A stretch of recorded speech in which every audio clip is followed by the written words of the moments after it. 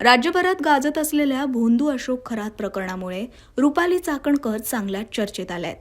खरातला गुरु मानणाऱ्या चाकणकरांचे त्याच्यासोबतचे photo video viral झाले, ज्यामुळे चाकणकरांच्या अडचणी वाढतच गेल्या. आधीच राज्य महिला आयोगाच्या अध्यक्षपदाचा राजीनामा द्यावा लागलेला असताना आता चाकणकरांना राष्ट्रवादीच्या महिला प्रदेशाध्यक्षपदाचाही राजीनामा द्यावा लागलाय. मी माझ्या वैयक्तिक कारणास्तव राजीनामा देते असं त्यावेळी म्हणजेच महिला आयोगाच्या अध्यक्षपदाचा राजीनामा देत असताना चाकणकरांनी म्हटलं होतं. मात्र त्यावरूनही त्यांच्यावर टीकेची झोड उठवण्यात आली होती. उपमुख्यमंत्री सुनेत्रा पवार यांच्याकडे राजीनामा सुपूर्द करतानाचा चाकणकरांचा फोटो चर्चेचा विषय ठरला होता.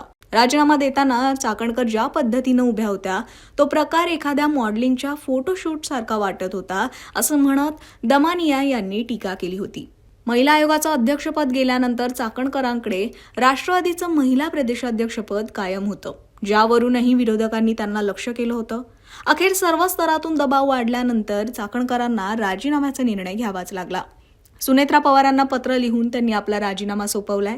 या पत्रात चाकणकरांनी म्हटलंय की मी माझ्या राष्ट्रवादी महिला काँग्रेसच्या प्रदेशाध्यक्षपदाचा राजीनामा देते, त्याचा आपण स्वीकार करावा.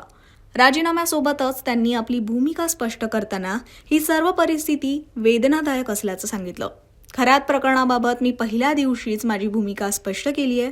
त्याच्या आर्थिक व्यवहारात त्याच्या गैरकृत्यात दुरान्वये संबंध नाही, आजही तीच स्पष्ट आणि ठाम भूमिका आहे असं त्यांनी म्हटलं.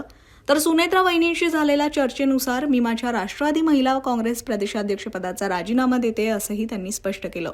तर यावरूनही आता राजकीय वर्तुळात प्रतिक्रिया उमटू लागल्यात. सामाजिक कार्यकर्त्या तृप्ती देसाई यांनी काय म्हटलंय पाहूयात.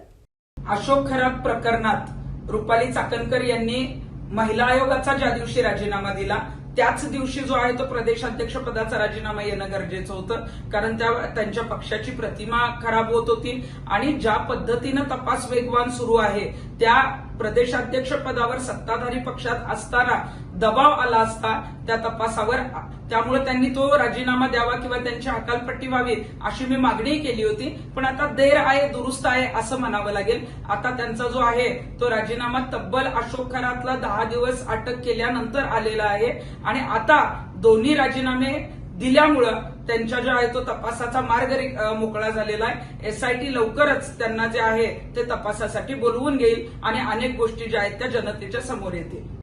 तृप्ती देसाई यांच्यासह अंजली दमानिया आणि शिवसेना ठाकरे गटाच्या उपनेत्या सुषमा अंधारे यांच्याही प्रतिक्रिया समोर आल्या आहेत.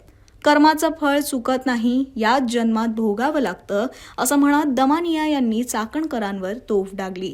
तर हा राजीनामा नाही ही गच्छंती आहे अशी एका वाक्यात अंधारेंनी प्रतिक्रिया दिली.